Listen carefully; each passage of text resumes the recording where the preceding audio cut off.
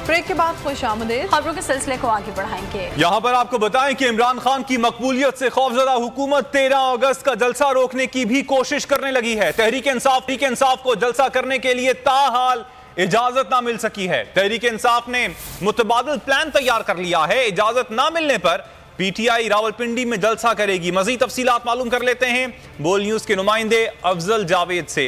अफजल, एक तो बताइएगा कि इस्लामाबाद में जलसा करने की इजाजत नहीं दी जा रही है और पीटीआई का क्या प्लान है? पिंडी में कहां पर जलसा किया जाएगा?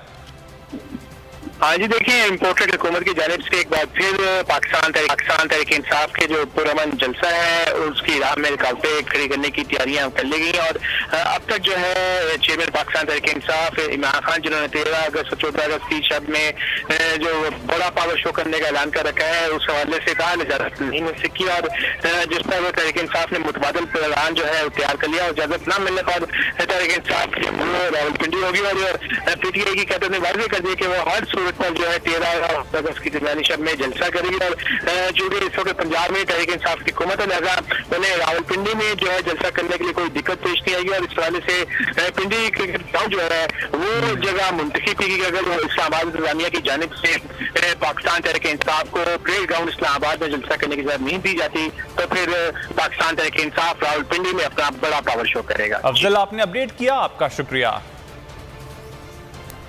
नाम नेहाद मोहब्बत की शादी का ड्रॉप सी। कराची से तोसा शरीफ जाकर शादी करने वाली निमरा